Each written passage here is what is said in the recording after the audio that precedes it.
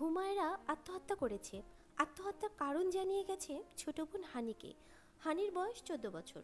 গ্রামের সবচেয়ে সরলা একটি মেয়ে, তবুও বড় বোনের যন্ত্রণা বুঝেছে। সে বুঝতে পেরেছে আত্মহত্যা ছাড়া আর কোনো উপায় ছিল না বড় বোন হুমায়রার। 17 বছর বয়সী অবিবাহিত মেয়ে গর্ভবতী হলে তার আর কী করণীয় থাকতে পারে? হুমায়রার মৃত্যুর দুদিন পর চৌধুরী বাড়ি থেকে মৌখিক নোটিশ এলো, হানির বাবা মা এ গ্রামে থাকতে পারবে না, সপরিবারে গ্রাম ছেড়ে চলে যেতে হবে। অশিক্ষিত বলহীন দিন এনে দিন খাওয়া এই পরিবার সর্বহারা হয়ে গেল। রাতের আধারে দূরে কোথাও চলে যাওয়ার সিদ্ধান্তও নিল। বাবা মায়ের সঙ্গে পটলা পটলি বুকে জড়িয়ে হানিও চলল দূরান্তে কোথাও। ওরা যখন নৌকায় উঠল, হঠাৎ হানি মাকে বলল, মা, ও মা, একটু সময় অপেক্ষা করবা? আমি একটা দরকারি জিনিস ফেললা আইছি। মা মাথা নাড়ল। হানিও ছুটতে লাগলো তাদের ছোট্ট কুড়ে ঘরের উদ্দেশ্যে। বাড়ি ফিরে চমকে গেল হানি। মশাল হাতে এতগুলো লোক কারা? সরল হানি না পিছিয়ে এগিয়ে এলো। তোমরা কারা গো? মশাল হাতে দাঁড়িয়ে থাকা ব্যক্তিদের মধ্যে একজনের চোখ জ্বলজ্বল করে উঠল। তার পাশে থাকা ব্যক্তিকে ইশারায় কিছু একটা বলতেই সে দ্রুত হানির দিকে এগিয়ে বাঁ হাতে থাকা লাঠি দিয়ে হানির মাথায় আঘাত করল। নিমেষেই জ্ঞান হারালো হানি। তার ছোট্ট শরীরটা মাটিতে ঢলে পড়তে গিয়েও পড়ল না। বলবান দুটো হাত থাবা দিয়ে ধরে ফেলল। মাঝরাত পর্যন্ত হানির বাবা মা অপেক্ষা করলো, মেয়ে তাদের ফিরল না। এদিকে মশাল হাতে অনেক সংখ্যক লোক দেখে ভীত সন্ত্রস্ত হয়ে মাঝি নৌকা বাইতে শুরু করে। হানির বাবা মা মাঝ নদীতে গিয়ে ফিরে আসতে চায়। মাঝি ভয় দেখায়, সাহসে কুলোয় না, তবুও হানির মা মাঝিকে বাধ্য করে ফিরে যেতে। মাঝি নৌকা ঘাটে ফিরিয়ে আনে। হানির মা ছুটে যায় নিজের বাড়িতে, কিন্তু হানিকে পায় না। মুহূর্তে মাতৃহৃদয় হু হু করে ওঠে। কোথায় গেল তার ছোট্ট হানি? দীর্ঘ 2 মাস পর গৌরবপুর গ্রামের গৌরব ফিরে এলো শাহজাহান লিওন। ছেলের ফিরে আসার খবর শুনে খুব উচ্ছ্বসিত হয়ে অন্দরমহল থেকে ছুটে এলেন মল্লিকা। এসেই বাড়ির আর সবার মতো থ হয়ে গেলেন তিনি। মল্লিকা খুব দৃঢ় ব্যক্তিত্বের নারী হলেও একমাত্র পুত্রের কাছে নিছকই বাঙালি, মায়াময়ী সরল সোজা মা। মস্ত বড় উঠানে বাড়ির সদস্যদের ভিড়, এর মধ্যে কাজের লোকই রয়েছে 17 জন। লিওন ভীষণ ক্লান্ত। এদিকটা সর্বপ্রথম যার খেয়াল দেওয়া উচিত সেই দিল। সে হলো এ বাড়ির এ বাড়ির এ গ্রামের সবচেয়ে রূপবতী গুণবতী রমণী তুলা। তুলার বয়স 21 বছর। পড়াশোনা করেছে ক্লাস 7 পর্যন্ত। তারপর থেকেই ঘর সংসারে ব্যস্ত সে। লিওনের প্রাণভ্রমরা তুলা ছুটে গিয়ে গ্লাসে পানি ভরে আনলো। দীর্ঘ 2 মাস পর তুলা লিওন মুখোমুখি। লিওন তার ঘন পল্লব বিশিষ্ট সুতীক্ষ্ণ দৃষ্টিজোড়া নিক্ষেপ করলো তুলার সুচারু মুখে। মনে তীব্র অভিমান, প্রশ্নে জর্জরিত বুক, তবুও হৃদয়ের গহীনে থাকা ভালোবাসার অভিমানগুলো উপচে পড়ল তুলার। হৃদয় পুরুষটির ধারালো দৃষ্টির ভার সইতে না পেরে মস্তক নত করে লাজুক মুখে পানির গ্লাস এগিয়ে ধরল। লিওনের দৃষ্টি তুলাতেই আটক। বুকের গভীরে মৃদু চিৎকার। তুলারে, কতদিন পর তোকে দেখি। অধৈর্য হৃদয় পরপরে শুধায়। এই তুলা, তুলারে, কখন ছুতে দিবি? বুকে আসবি কখন প্রাণ আমার? এক নিঃশ্বাসে পানি পান করে গ্লাস ফেরত দিল লিওন। সঙ্গে সঙ্গে ধেয়ে এলো বড় মামা সিরাজ ভুইয়ার প্রশ্নবাক্য। তোমার পাশে মেয়েটা কে, লিওন? প্রশ্ন? লিওন খুব ঘৃণা করে প্রশ্নকে। শুধুমাত্র মা আর তুলা ছাড়া কারো প্রশ্নের তোয়াক্কা করে না সে, আর না কখনো উত্তর দেয়। অন্যের করা প্রশ্নবাক্যে বড্ড বিরক্ত হয় সে। ইগোতে লাগে ভীষণ, তেরামো জাগে প্রচণ্ড। অপর ব্যক্তি প্রশ্ন করেছে মানে উনি মরে গেলেও সে উত্তর দেবে না। শাহজাহান লিওন অন্যের প্রশ্নের জবাব দিতে জন্মায়নি। সে শুধু নিজের প্রশ্নের জবাব দেয়। আর তার নিজের মানুষ হচ্ছে মা আর তুলা। মামারা জানে, তবুও বারবার কেন যে ভুল করো। তুলার থেকে দৃষ্টি সরালো লিওন। প্যান্টের পকেটে এক হাত গুজিয়ে অপর হাতে বুকের বাঁ পাশে বুলাতে বুলাতে মায়ের দিকে তাকালো। মল্লিকা তক্ষুনি প্রশ্ন ছুড়ল। মেয়েটা কে? এক পাশে হেসে ভারিক্কি কণ্ঠে লিওন উত্তর দিল। নাম হানি। পরে তুলা এগিয়ে এলো। বাড়ি কোথায়? কোথা থেকে এলো তোমার সঙ্গে? তুলার উতলা কণ্ঠ পেতেই লিওন গম্ভীর হয়ে গেল। তুলা তবুও শান্ত হলো না। মল্লিকাও একই প্রশ্ন করলেন। নাম যাই হোক, ও তোমার সঙ্গে কেন? নিয়ে আসতেছি তাই। কেন নিয়ে এসেছো? ইচ্ছা। আর উত্তর দেওয়ার প্রয়োজন মনে করল না লিওন। প্রচণ্ড দম্ভের সঙ্গে দৃঢ় পদক্ষেপে নিজের ঘরে দোতলায় চলে গেলেন। অতি আশ্চর্য হয়ে তার যাওয়ার পণে তাকিয়ে রইল বাড়ির প্রত্যেক সদস্য, শুধু তুলার চোখ অল্প বসি হানির দিকে। ফ্যাল ফ্যাল করে তাকিয়ে আছে হানি। মস্ত বড় বাড়ির মস্ত বড় উঠানে দাঁড়িয়ে আছে সে। বাড়ি ভর্তি মানুষ তাকিয়ে তাকিয়ে দেখছে তাকে। হঠাৎ তুলা খপ করে তার হাত ধরল, টেনে নিয়ে বারান্দায় বসিয়ে জিজ্ঞেস করলো, হানি, তোমার বাড়ি কোথায়? হানি জবাব দিল না। তুলা এবার মিষ্টি হেসে আন্তরিক হওয়ার চেষ্টা করলো, বলল, তোমার বাবা মা কোথায়? হানি তাকিয়েই রইল। তুলা খুব সুন্দরী, যেমন সুন্দর মায়াবী তার মুখ, তেমনি সুগঠিত শরীর। গ্রামের যাত্রাপালায় এক নায়িকাকে দেখেছিল হানি, এমনই লম্বা ছিপছিপে গড়ন, সুন্দর মুখ, ধারালো চোখ আর ফুটফুটে হাসি ছিল তার। চুলগুলোও ছিল লম্বা ঘন কালো। হানি খেয়াল করলো তুলার কানে, নাকে, গলায়, হাতে সব সোনার গহনা। পরনের শাড়িটাও কত সুন্দর। দুই পায়েও নজর কাড়া রূপর নুপুর। সে গরিব ঘরের মেয়ে, এমন দু চোখে দেখেনি। পড়বে দূরে থাক, তবে তার আপার রূপর নুপুর ছিল। মাঝে মাঝে সে নুপুর সেও পড়তো। হানি শুধু তাকিয়েই আছে, বলছে না কিছুই। মল্লিকা বিরক্ত হয়ে নিজের ঘরে চলে গেল। একটু পরেই লিওনের বড় মামা আর তার ছোট মামার ছেলেমেয়েরা তুলা আর হানির কাছে এলো। সবাই একেধারে প্রশ্ন শুরু করলো হানিকে। বেচারি হতবাক হয়ে শুধু তাকিয়েই রইল, উত্তর দিতে পারলো না কিছুই। তুলা বুদ্ধিমতী মেয়ে, তাই ভাবলো আস্তে ধীরে সময় নিয়ে মেয়েটির সম্পর্কে জানবে। তাছাড়া লিওন তো আছে, তার অত চিন্তা কিসের? হানি কিছু না বললে লিওনের থেকে শুনবে, কোনো সময় লিওনের থেকে শুনে নিতে পারবে, তা খুব ভালো করেই জানা আছে তার। ভেবেই দীর্ঘশ্বাস ফেলল তুলা। এদিকে লিওনের মামাতো ভাই বোনেরা হানিকে নিয়ে চর্চা করতে ব্যস্ত। মামাতো বোনের মধ্যে সবচেয়ে ছোট সাজমালতি, ছোট মামার মেয়ে। সবাই সাজ বলে ডাকে। বয়স 12 বছর। সে বলল, তুলা আপা, হানি কি বোবা? বড় মামার ছোট ছেলে রবিন ক্লাস 10-এ পড়ে। সাজের কথা শুনে সে বলল, ঠিক ধরছিস সাজ, হানি বুবাই হবে। ওদের কথা শুনে তুলারও মনে হলো হানি বোবা, তাই কাজের মেয়ে ডেকে হানির থাকার ব্যবস্থা করে দিতে বলল। রাত 10টা, লিওন বই পড়ছে। সেই সময় তুলার আগমন ঘটল। ঘুমানোর আগে এক গ্লাস গরম গরম দুধ খেতে ভালোবাসে লিওন। তুলা চপল পায়ে এসে দুধের গ্লাস রেখে চলে যেতে উদ্যত হতেই লিওন তার শাড়ির আঁচল টেনে ধরে। তুলা ফিরে তাকাতে গিয়েও ফিরে না। ঘন ঘন নিঃশ্বাস ছেড়ে তার অভিমানী অনুভূতি বুঝায়। লিওন হাসে, গম্ভীর এক প্রকার এক অদ্ভুত হাসি। তারপর শাড়ির আঁচল ছেড়ে দেয়।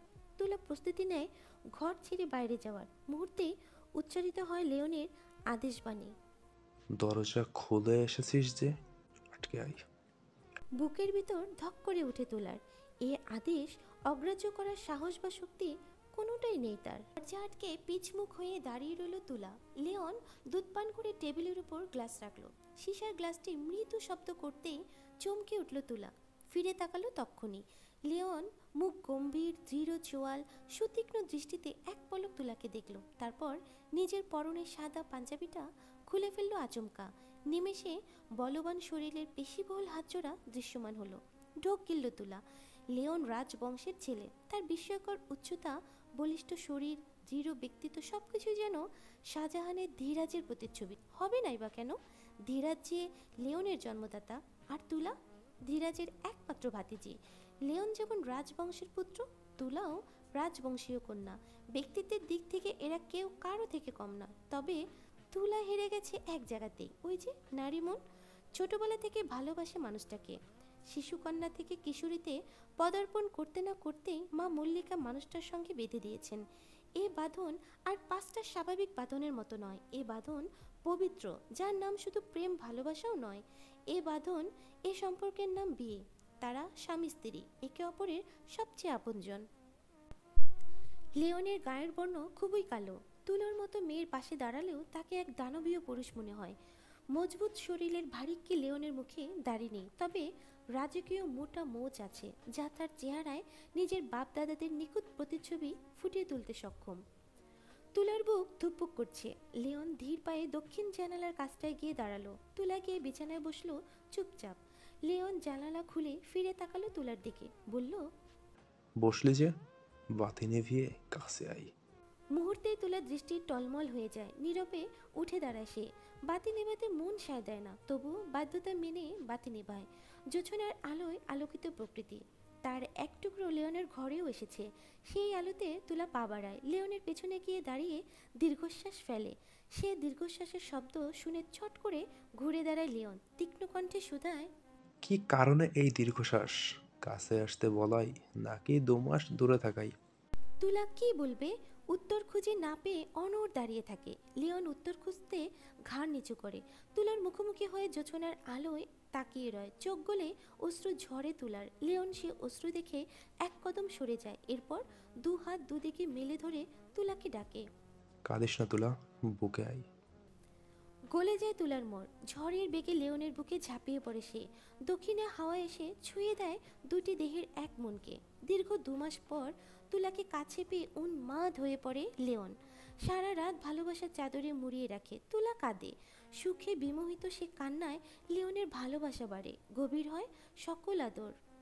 ফজরের আজান ধ্বনি কানে বাজতেই লিওনকে সরিয়ে দেয় তুলা। আশপাশ হাতড়ে পরনের শাড়িটা খুঁজে পায়। বাতি জ্বালানো নিষেধ। বাতি জ্বালালেই মানুষটা কাঁচা ঘুম ভেঙে যাবে, তারপর আগুন চোখে তাকিয়ে বলবে, কতদিন বলেছি, এ সময় বাতি জ্বালিয়ে আমার কাঁচা ঘুম ভাঙিয়ে দিবি না তুলা। তাই অন্ধকারে কষ্ট করে শাড়ি পরে নেয় তুলা। তারপর পা টিপে টিপে লিওনের ঘর থেকে বেরিয়ে নিজের ঘরে চলে যায়। দীর্ঘ সময় গোসল করে শরীরের ব্যথা কমায়, এরপর ভেজা কাপড় পাল্টে খুব সুখী রমণী হয়ে গোসল ঘর থেকে বেরোয়।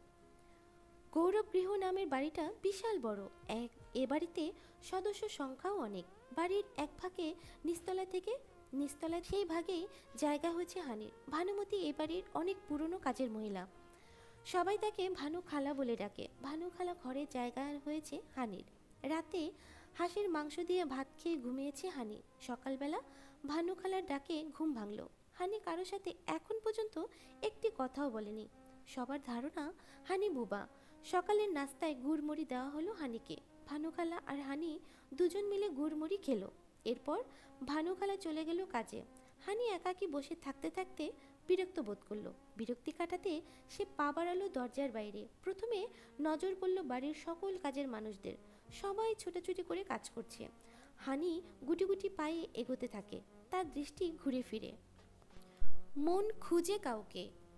দেখা হয় সাজের সঙ্গে। সে স্কুল ব্যাগ কাঁধে বেরোচ্ছে। তার হাত ধরে আছে সুনাম মামা, এবারের আরেকজন কাজের মানুষ। এনার দায়িত্ব সাজকে স্কুলে নিয়ে যাওয়া নিয়ে আসা। এর আগে মামাদের ছেলে সজল, রনির এদেরকেও স্কুলে নিয়ে গেছে, নিয়ে এসেছে। এখন তারা বড় হয়েছে, সুনাম মামাকে আর প্রয়োজন নেই। সাজ এখনও বেশ ছোট, তাই সুনাম মামা দায়িত্ব পালনের সর্বোচ্চ সোচ্চার। হানি ফ্যালফ্যাল করে তাকিয়ে তাকিয়ে সবাইকে দেখছে। হঠাৎ দোতলার সিঁড়ির দিকে নজর পড়ল। প্রচণ্ড তাড়া নিয়ে তুলা নামছে। তুলার সৌন্দর্য দেখে হানির চোখ দুটো ঘন ঘন পলক ফেলে। আজ কালো রঙের জামদানি পরেছে তুলা। তার ফর্সা ত্বক কালো রঙের জামদানি চকচক করছে। কানে সোনার ঝুমকো, নাকে বড় সড়ো সোনার নাকফুল, গলায় মোটা চেন, দুহাতে চুড়ি, পায়ের নুপুর শব্দ তুলছে ঝুনঝুনা ঝুন। হানির চোখে বিস্ময়। এমন ধারালো সুন্দর মেয়ে মানুষ সে আগে কখনো দেখেনি। তুলা ছুটেছে রান্নাঘরে। হানি ঘোরের মাথায় তার পিছু নিল। তুলা রান্নাঘরে গিয়ে চুলার গরম পানি দিল। লিওনের ওঠার সময় হয়েছে।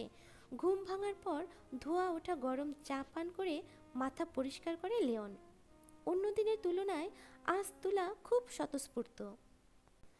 তুলাকে এই রূপে দেখে বাড়ির সবার মনও ফুরফুরে হয়ে গেল।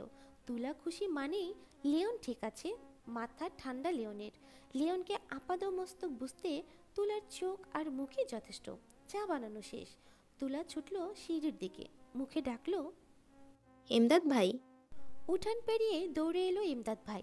এক প্যাকেট সিগারেট চায়ের কাপের পাশে ট্রেতে রেখে ফিরে গেল সে। তুলা হাসলো। নিশ্চিন্ত মনে সিঁড়ি বেয়ে উঠে গেল লিওনের ঘরে। ঘুম থেকে উঠে গোসল সেরে নিয়েছে লিওন। তুলা তক্ষুনি হন্তদন্ত হয়ে ঘরে প্রবেশ করলো। চোখ দুটি জুড়িয়ে গেল লিওনের। মুগ্ধতায় ভূত হয়ে বিড়বিড় করে বলল, তুলা, তুলা রে, দিন দিন তোর সৌন্দর্য সীমা ছড়াচ্ছে। লিওনের দৃষ্টিতেই সবটা বুঝে নিল তুলা।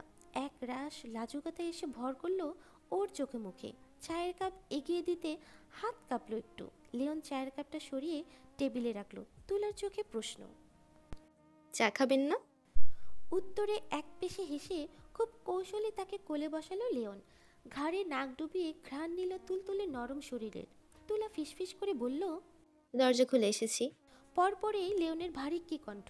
এই ঘরের আশপাশে তুই ছাড়া কেউ আসে না তুলা। লিওনের স্পর্শ আরও গভীর হয়। তুলা বলে। চা ঠান্ডা হলো। লিওন উন্মাদ, তুলাতে বিভোর, তবুও কিভাবে যেন ওর দৃষ্টি হঠাৎ দরজার দিকে চলে যায়। অমনি চোখ মুখ কঠিন হয়ে ওঠে। কে? চমকে উঠে দাঁড়ায় তুলা, পড়ে যাওয়া ঘুমটা তুলে দ্রুত। এরপর দরজার দিকে এগিয়ে যেতেই দেখতে পায় হানিকে। মুহূর্তেই তুলার মুখ শক্ত হয়। এত বড় স্পর্ধা হানির! তার আর লিওনের ঘনিষ্ঠ সময়ে ঘরে উকি দেয়। তুলার পেছন পেছন লিওনও এগিয়ে আসে। দেখতে পায় সদ্য কিশোরে পা দেওয়া এক নারীকে। নাম তার হানি। মাঝামাঝি উচ্চতায়, ছিপছিপে গড়ন, গায়ের রং সোনালি, চোখ দুটো সরল, মায়া মেশানো, তরতরা নাক, পাতলা মসৃণ ঠোঁট, গলার হাড়গুলো বেরিয়ে এসেছে। পরনে পুরনো ছেঁড়া একটা সুতি শাড়ি, চুলগুলোয় কতদিন জট লেগেছে কে জানে। পা দুটোতে ময়লা লেগে আছে। কেউ কি হানিকে হাত পা ধোয়ার সুযোগ করে দেয়নি?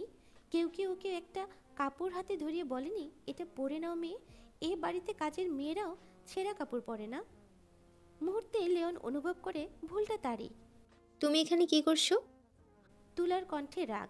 লিওন ঘাড় ঘুরিয়ে তুলার দিকে তাকালো। হানি ভয়ে কাঁপছে। তুলার কণ্ঠ আরও উঁচু হলো।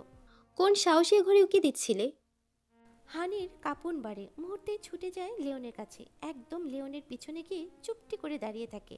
থরথর করে কাঁপছে ওর পুরো শরীর।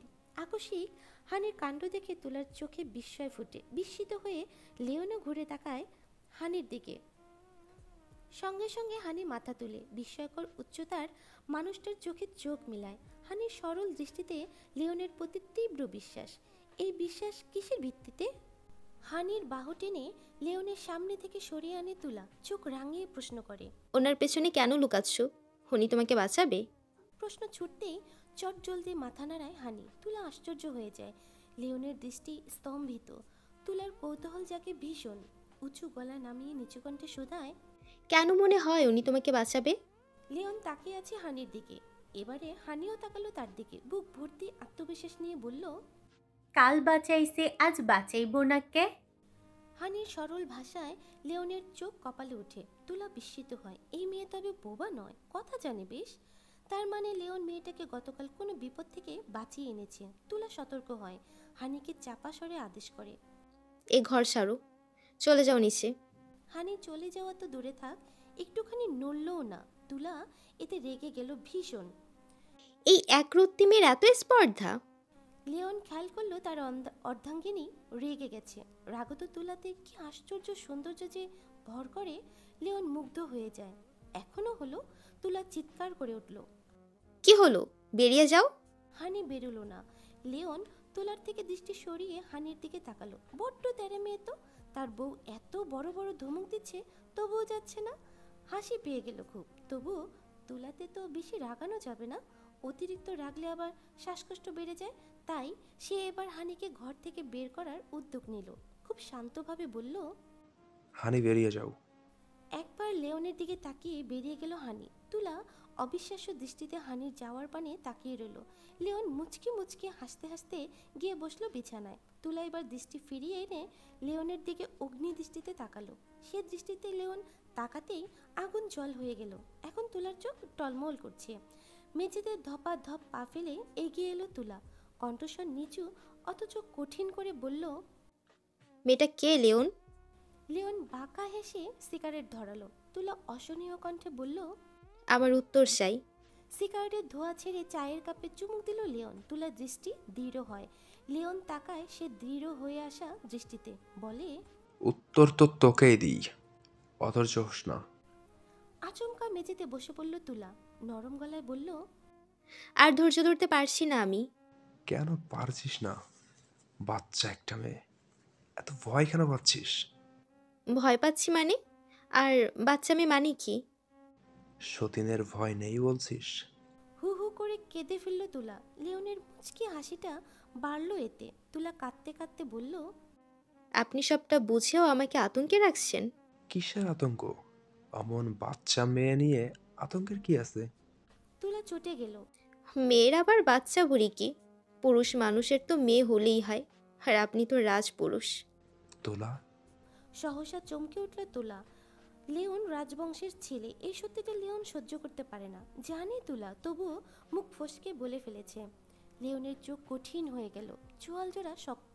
তুলা উঠে এসে লিওনের পাশে বসলো, কাঁধে মাথা রেখে নরম সুরে বলল, ক্ষমা করবেন। লিওন উঠে গেল শটান, কাট কাট গলায় বলতে শুরু করলো গত রাতের ঘটনা। তুলা নির্বাক শ্রোতা। ব্যবসার উদ্দেশ্যে মাঝে মাঝে বিভিন্ন শহর আর দেশে যেতে হয় লিওনকে, কিন্তু এবার গিয়েছিল সে এক গ্রামে। সেখানে বড় মামা এক জমি দেখেছিল। লিওন গিয়ে সেই জমি দেখতেই পছন্দ হয়ে যায় খুব। ওই গ্রামেই লিওনের বড় খালার শ্বশুর বাড়ি, তাই সেখানে অবস্থান করে। পাশাপাশি জমি দেখে শুনে একদম নিজের নামে দলিলও করে নেয়। এরপর পরিকল্পনা করতে থাকে এই জমিতে কিসের ব্যবসা করা যায়। অনেক ভেবেচিন্তে সে মস্ত বড় এক পুকুর কাটে, উদ্দেশ্য মাছ চাষ করা। 2 মাস সময় কেটে যায়, তবুও পুকুর কাটার কাজ সম্পন্ন হয় না। এদিকে তুলাকে দেখার জন্য লিওনের মন উতলা হয়ে যায়। সে মধ্যরাতেই তার 4 জন রক্ষী নিয়ে বেরিয়ে পড়ে। ঘন জঙ্গল পেরোনোর সময় আকস্মিক শুনতে পায় মেয়ে লোকের কান। চতুর লিওন কান সজাগ করে, মশাল হাতে রক্ষীদের ইশারা করে পিছু নিতে।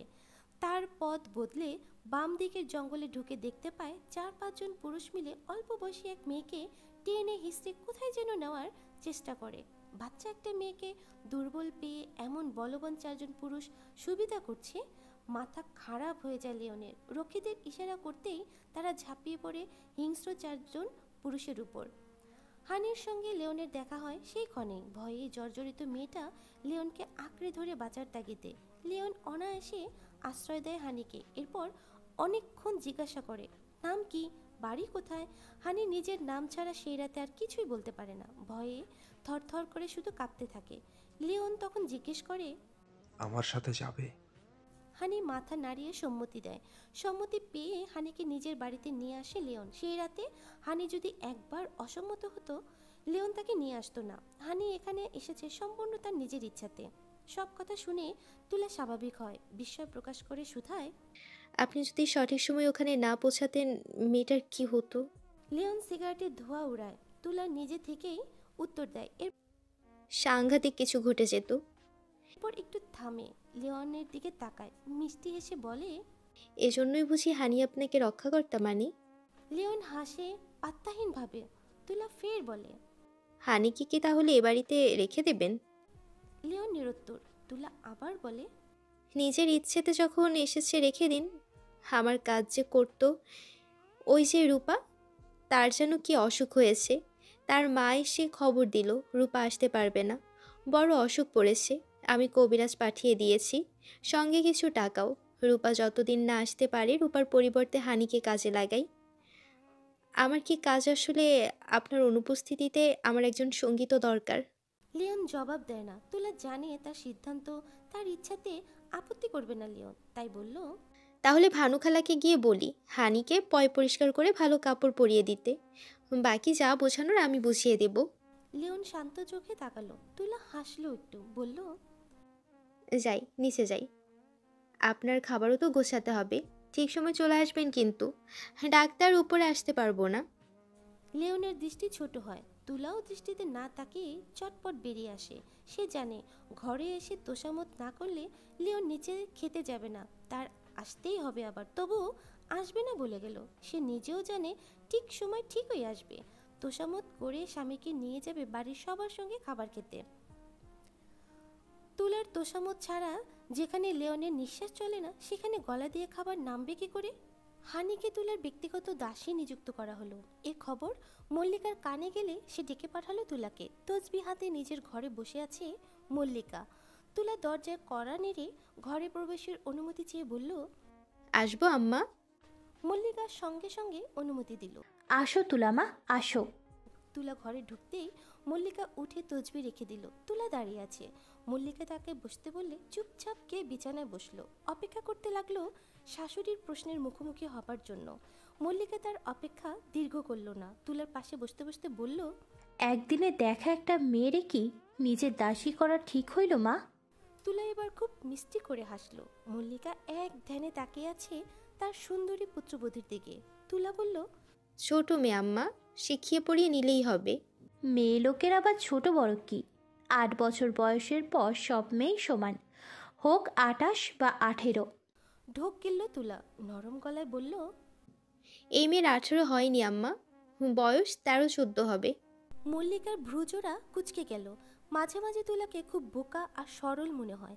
আদতে তুলা তেমন ধরনের মেয়ে নয়। সে খুব দৃঢ় ব্যক্তিত্বের, সাহসী এবং বুদ্ধিমতী নারী। তার যেমন বুক ভর্তি মায়া ভালোবাসা আছে, ঠিক তেমনি প্রয়োজনে সে হিংস্র বাঘিনীও হতে পারে। দীর্ঘশ্বাস ছাড়ল মল্লিকা, বলল, যাচাই বাছাই কইরা নিও তুলামা। আপনি চিন্তা করবেন না আম্মা, আমিও তো কাঁচা কাজ করবো না, ভরসা করতে পারেন আমাকে। মল্লিকার দৃঢ় মুখ এবার সরল হলো। মৃদু হেসে বলল, তুমি তো আমার ভরসা গো মা। তুলা মস্তক নত করে হাসে। মল্লিকা আবার একটু কাছে ঘেঁষে তার, ফিসফিস করে শুধায়, যেটা বলছিলাম মাথায় আছে? বলেছ লিওন রে। আকস্মিক মনে পড়তেই লজ্জায় মিলিয়ে গেল তুলা। মাথা এদিক ওদিক ঘুরিয়ে না বোঝালো। মল্লিকার দৃষ্টিজোড়া ছোট হয়ে গেল এতে। বলল, আর কত অপেক্ষা করাবে মা? দিন যে ফুরিয়ে আসতেছে। এইবার নাতি নাতনির মুখ দেখাও। আমাদের এখন বংশবৃদ্ধির দরকার মা, আর দেরি করিও না। তুলার লজ্জা প্রগাঢ় হয়। সে আর শাশুড়ির সামনে বসে থাকতে পারে না। চট করে উঠে দাঁড়িয়ে পালাতে উদ্যত হয়। আমি এখন আসি আম্মা। মল্লিকা অনুমতি দেয় না, বরং তুলার মাথায় আরো ভালো করে গেঁথে দেয়। বলে, স্বামী স্ত্রীর সম্পর্ক কখন পরিপূর্ণতা লাভ করে জানো? যখন তাদের কোল আলো করে সন্তান আসে, দুইজনের অংশ মিলে একটা প্রাণ তৈরি হয়ে পৃথিবীতে ভূমিষ্ঠ হয়। তুলার হৃদয় কেঁপে ওঠে, শরীর জুড়ে বয়ে যায় শিহরণ। এবার সত্যি সময় এসেছে। লিওনের সন্তানের মা হবে সে। মল্লিকা অনুমতি দেয় চলে যাওয়ার জন্য। তুলা এক দৌড়ে ছুটে পালায় শাশুড়ির ঘর থেকে। ভানুখালা হানিকে তৈরি করে দিয়েছে। তুলা একবার পরখ করে নিল। সে খুব পরিষ্কার পরিচ্ছন্নতা পছন্দ করে। তার চারপাশের সব কিছু খুব গুছিয়ে রাখে। অপরিষ্কার, নোংরা, অগোছালো জিনিসপত্র তার একদম পছন্দ নয়। তাই নিজের ঘরে ডেকে পাঠিয়েছে হানিকে। হানি এলে আপাত মস্তক তাকে দেখে নিল একবার। ভানুখালা বেশ সাজিয়েছে। নীল রঙের তাঁতের শাড়ি পরিয়েছে। কানে, গলায়, হাতে, পায়ের রূপোর গহনায় মুড়িয়েছে। চুলে বেনুনি গেঁথে আগা বেঁধে দিয়েছে রূপোর কাঁটা দিয়ে। তুলার চোখ জুড়িয়ে গেল। মেয়েটা দেখতে ভারী মিষ্টি ভেবেই হাত টেনে আয়নার সামনে নিয়ে দাঁড় করালো। এরপর কাজলের কৌটা বের করে বলল, চোখে কাজল দাও। হানি ড্যাব ড্যাব করে তাকিয়ে আছে তুলার দিকে। তুলা বলল, ওভাবে তাকিয়ে আছো কেন? ভানুখালা কিছু বলেনি তোমাকে? হানি এদিক ওদিক মাথা নাড়িয়ে না বোঝালো। তুলা এক গাল হেসে নিজেই হানিকে কাজল দিয়ে দিল। তারপর একটা নীল রঙের টিপ পরিয়ে দিল। বলল, আজ থেকে তোমাকে আমার দাসী নিযুক্ত করা হয়েছে, ভয় পেও না। তোমার তেমন কাজ নেই, সারাক্ষণ আমার সঙ্গ দেওয়াই হবে তোমার কাজ। ঘন ঘন চোখের পলক ফেললো হানি। তুলা এক মুহূর্ত ভাবলো কিছু, তারপর শুধালো, তুমি কি কি কাজ করতে পারো হানি? হানি নিচু গলায় থেমে থেমে বলল, ভাত রান্ধন পারি, উঠান ঝাড়া পারি, ছাই তুলাও পারি, উকুন আনতে পারি, আর কাপড় ধোয়া পারি। হানির কথা শুনে অট্ট হাসিতে ফেটে পড়ল তুলা। তার হাসির শব্দ শুনে ভয় পেয়ে গেল হানি। তুলা হাসতে হাসতে হানির কাঁধে মৃদু চাপড় দিয়ে বলল, ভাববা হুকুন আনতে পারো? আমার মাথায় তো উকুন নেই হানি। আমার স্বামী মাথায় উকুনওয়ালা মেয়ে মানুষ পছন্দ করে না। বলেই হানির হাত টেনে 3 তলা পেরিয়ে ছাদে চলে গেল। উদ্দেশ্য হানির সঙ্গে গল্প করা। বড় মামি ছাদে আচার শুকাতে দিয়েছেন। তুলা গিয়ে এক পাশ থেকে আচার তুলে হানিকে একটু দিল, নিজেও নিল। তারপর আচার খেতে খেতে গিয়ে বসলো দোতলায়। হানি দাঁড়িয়ে আছে। তুলা তাকে পাশে বসতে বলল। সঙ্গে সঙ্গে হানি গিয়ে বসলো পাশে। তুলা বলল, তোমার বাড়ির কথা মনে পড়ে না হানি? হানি মাথা নাড়িয়ে না করলো। তুলা ফের শুধালো। বাবা মায়ের কথা? হানি নিশ্চুপ, নিরুত্তর, প্রতিক্রিয়াহীন। বুদ্ধিমতী তুলা তখন বলল, তাহলে কার কথা মনে পড়ে তোমার? এবারে হানি উত্তর দিল।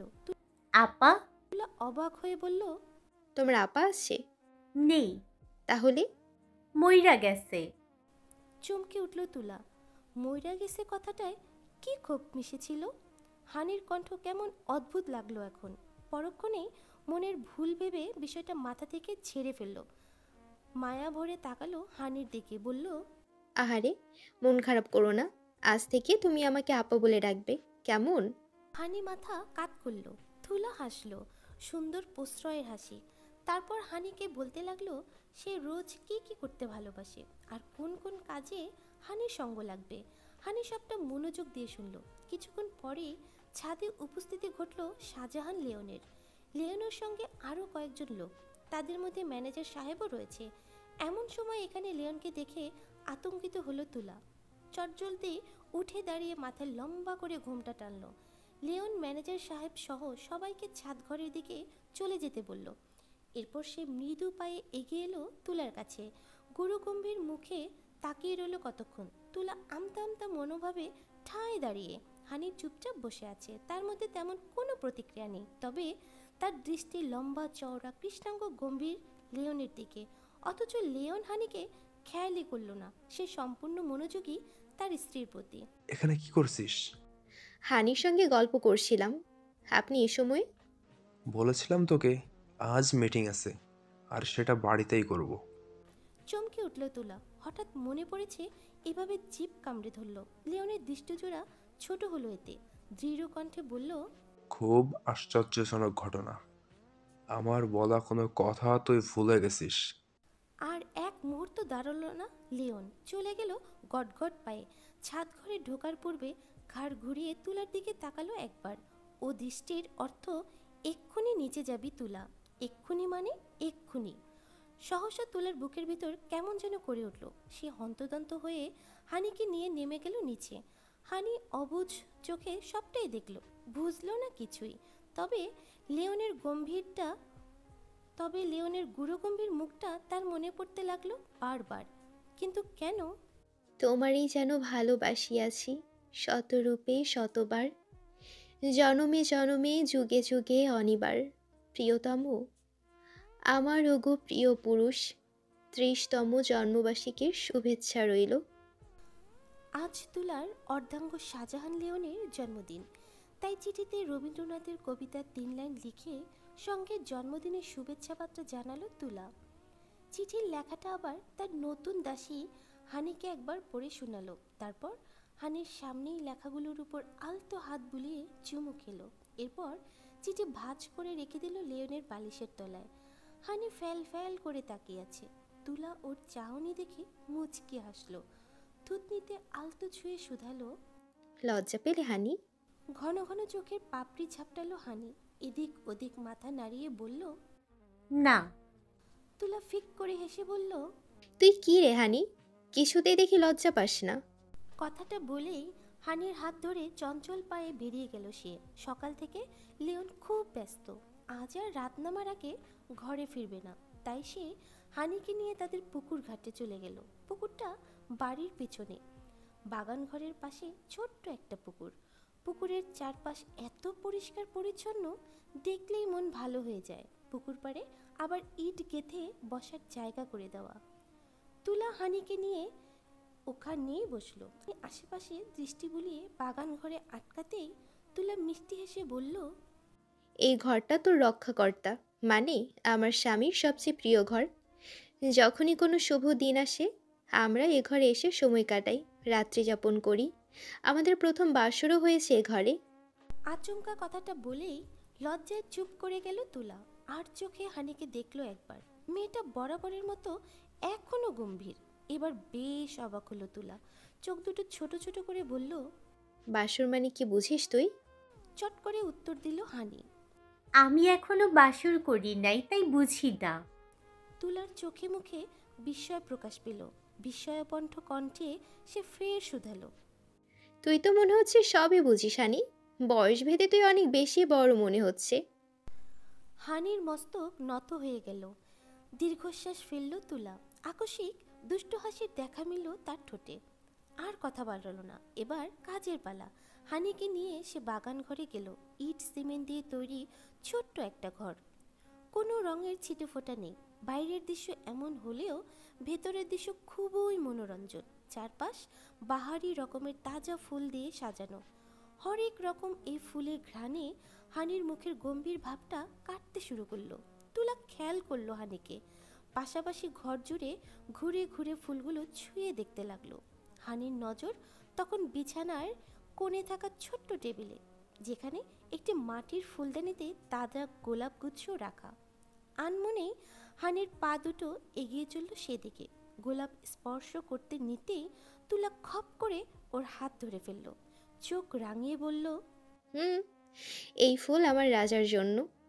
দৃষ্টি দৃঢ় হলো হানির।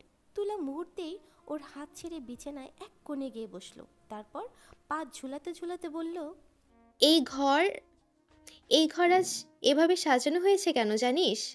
এখানে আজ আমার আর তোর রক্ষাকর্তা, মানে আমার রাজপুরুষের ফুলসজ্জা হবে। সারা রাত আমরা পরস্পরকে ভালোবাসবো। হানি প্রতিক্রিয়াহীন। পুকুর ঘাট থেকে তক্ষুনি ডাক এলো সাজমালতির। লিওনের ছোট মামার 12 বছর বয়সী মেয়ে সাজমালতির ডাকে তড়িৎ বাগানঘর থেকে বেরিয়ে পড়ল তুলা। হানি বেরোলো না। সাজমালতি হাঁপাচ্ছে খুব। তুলা গিয়ে শুধালো, কি হয়েছে সাজ?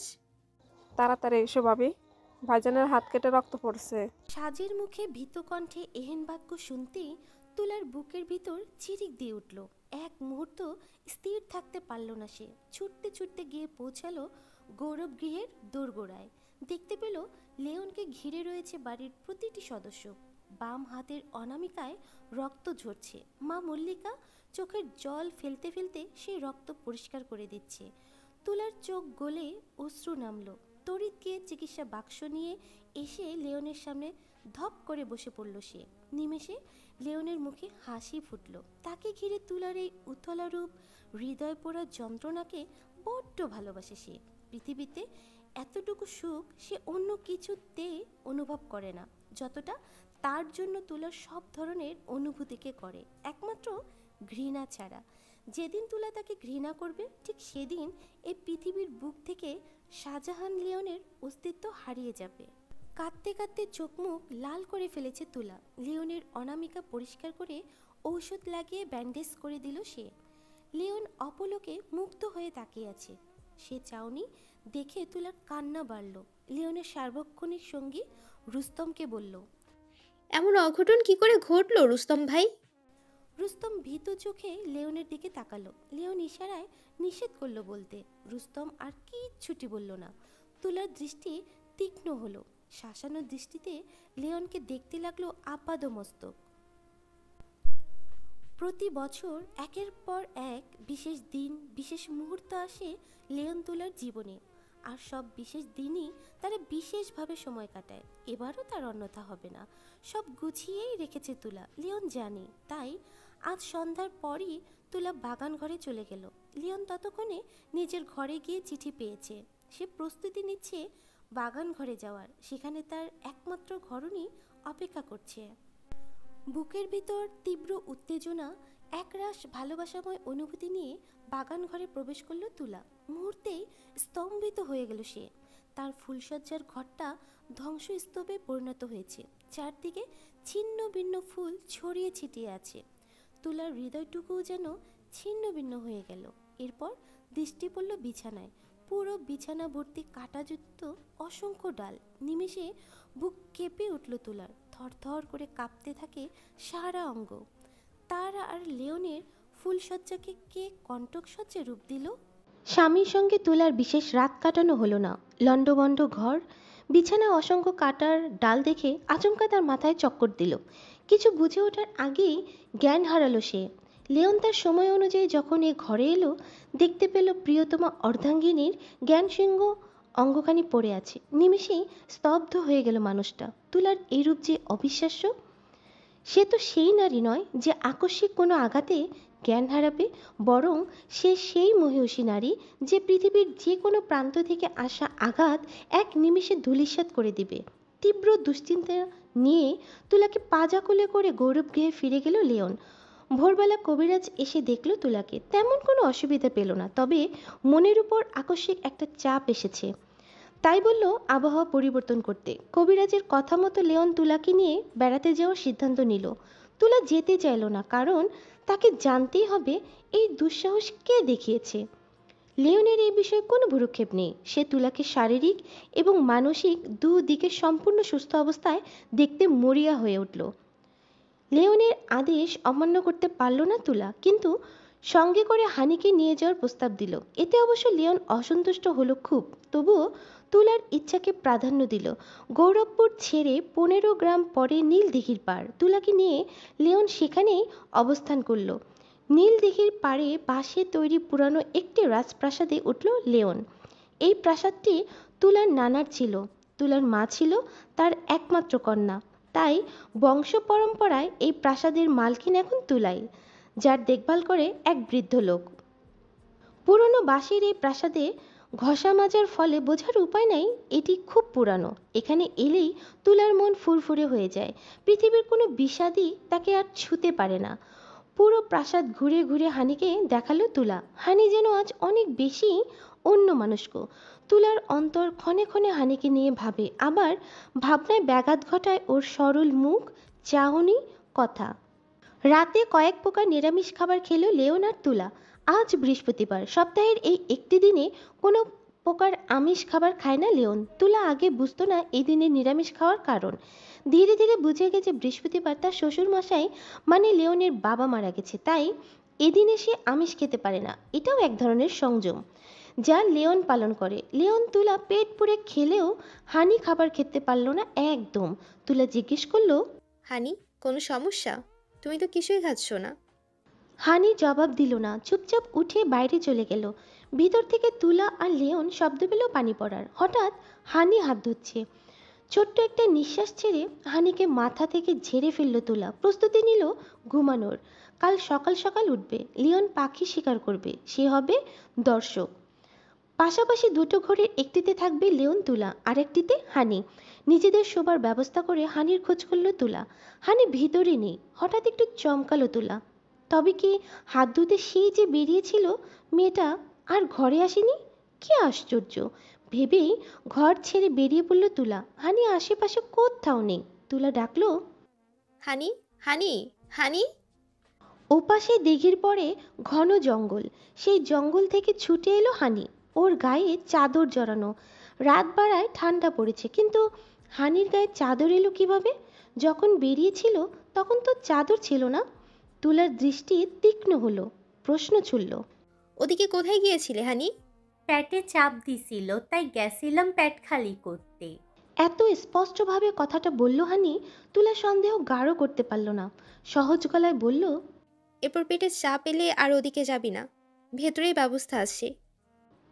এই কথা বলেই তুলা ফের কণ্ঠে দৃঢ়তা বজায় রেখে জিজ্ঞেস করলো, চাদর পেলি কোথায়?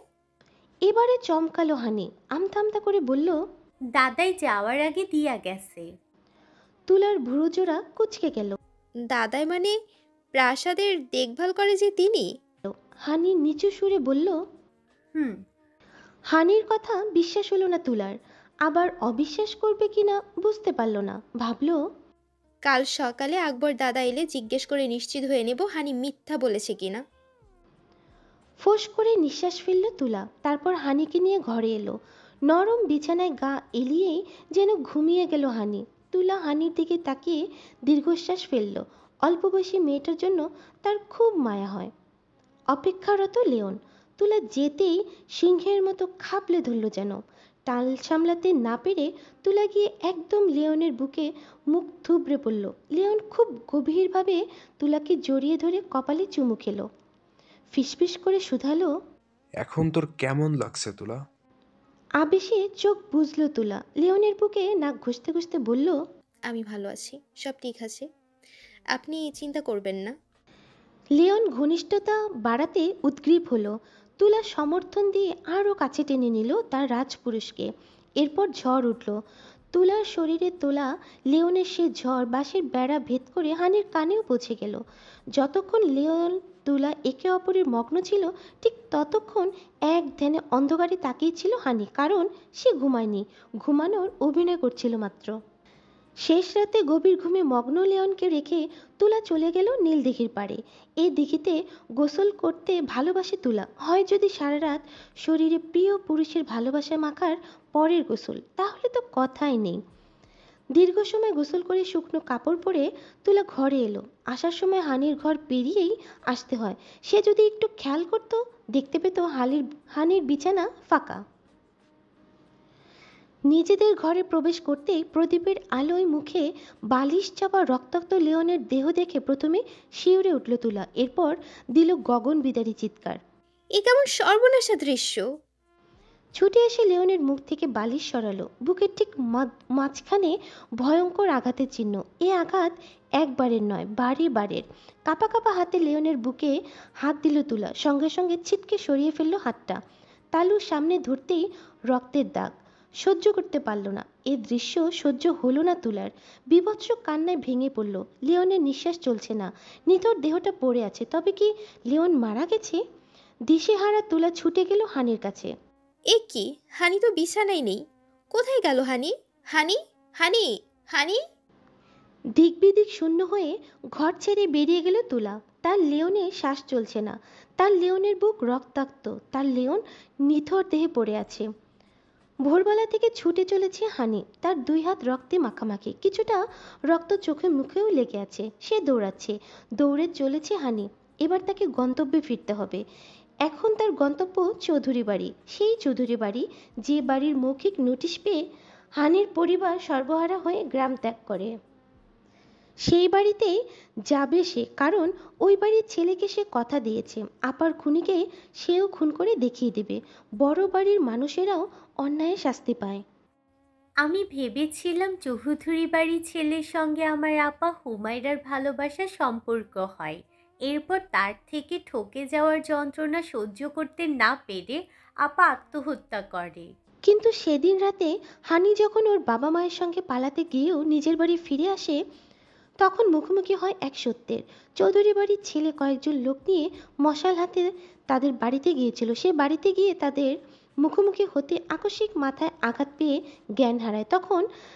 যখন জ্ঞান ফেরে, নিজেকে আবিষ্কার করে অন্ধকার এক ঘরে। কিছু দেখতে পায় না, শুধু শুনতে পায় চৌধুরী বাড়ির ছেলের মুখে এক নির্মম সত্য। তুই কি জানিস তোর আপা কার সঙ্গে সম্পর্ক জড়িয়েছিল? হানি উত্তর দেয়, আপনি না? ওই বাড়ির পোলাই তো আপনি। লোকটা তখন অসহায়ত্ব গলায় বলে, আরে বোকামে, চৌধুরী বাড়ির ছেলে কি আমি একাই? এই বাড়িতে কয়টা ছেলে আছে জানিস? আমরা নিজেরাই 3 ভাই, খালাতো মামাতো দিয়ে সে সংখ্যা আরও অনেক বেশি। তোর আপা যার সঙ্গে ঘনিষ্ঠ সম্পর্কে জড়িয়েছিল সে আমার খালাতো ভাই লেওন। কথা শুনে চমকে উঠল হানি। লেওন?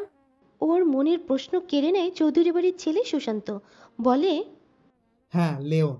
লেওনের সন্তানই হুমায়রার গর্ভে এসেছে। যে সন্তান সম্পর্কে এখন অস্বীকার করছে লেওন। আমরা অনেক বুঝিয়েছি লেওনকে, এটা পাপ, অন্যায়, অধর্ম। ও বুঝিনি, ফলাফল আজ হুমায়রা পৃথিবী ছেড়ে চলে গেল। হানির সরল মূল তখন ডুকরে ওঠে। সুশান্ত আরও বলে, লেওন যাই করুক, ও আমার ভাই। আমি চাইলেও ওকে কিছু বলতে পারবো না। কিন্তু তুই যদি চাস তুই লেওনকে শাস্তি দিবি, আমি তোকে সেই সুযোগ করে দিব। এরপরই শুরু হয় ষড়যন্ত্র।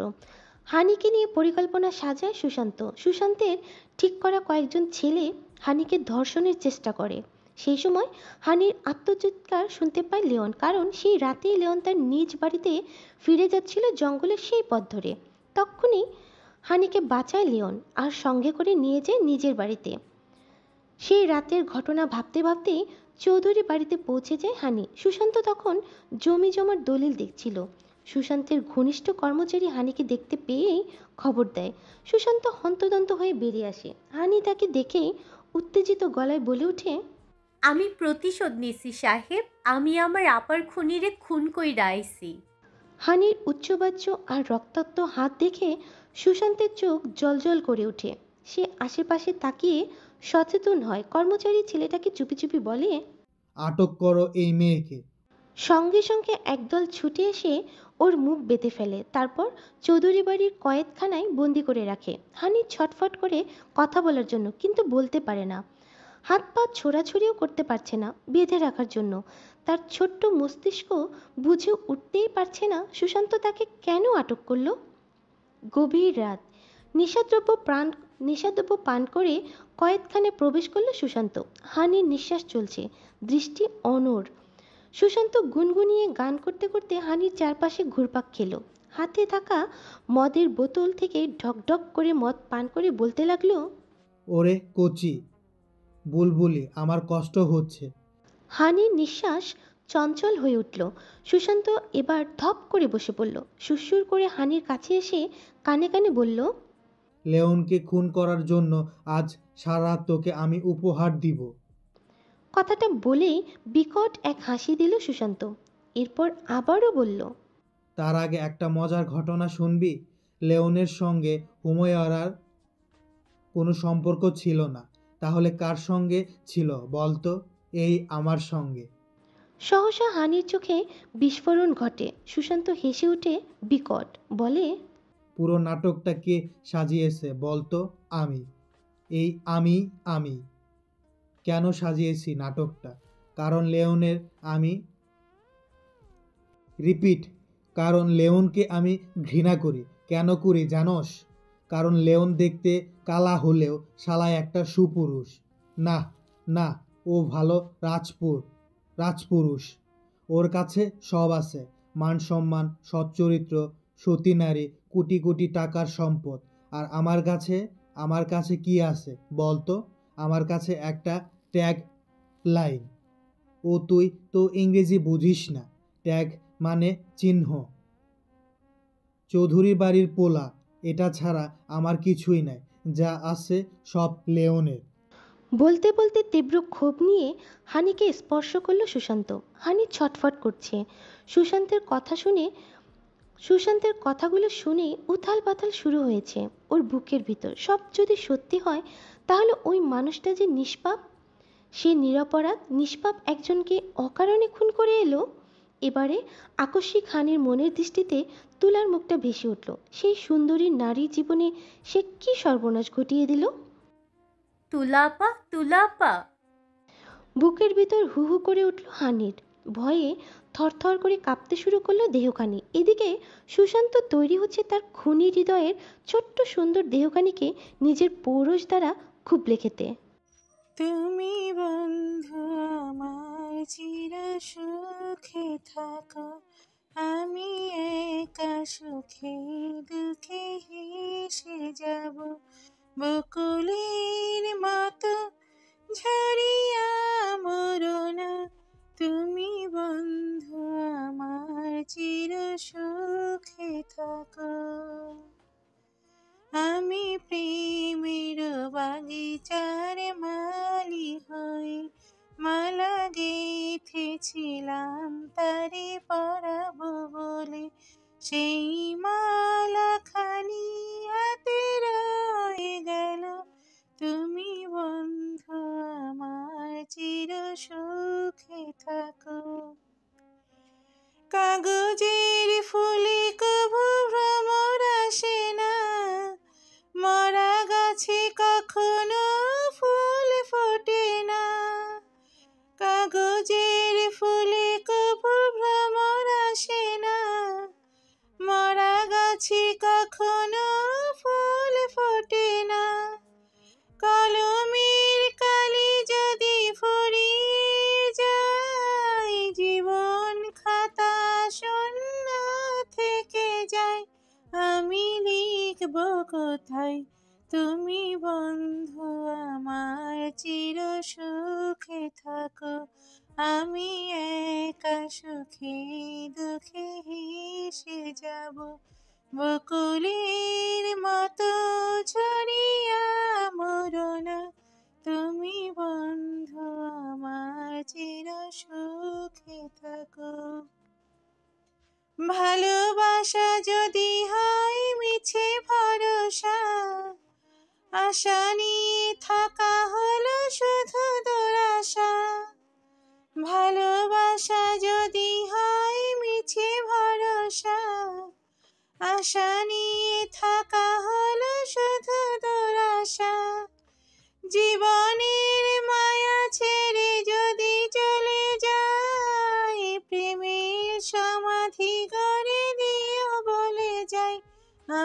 শুধু বলে যাই, তুমি বন্ধু আমার চির সুখে থাকো। আমি একা সুখে দুঃখে হেসে যাব, বকুলের মতো ঝরিয়া মরনা। তুমি বন্ধু আমার চির সুখে থাকো।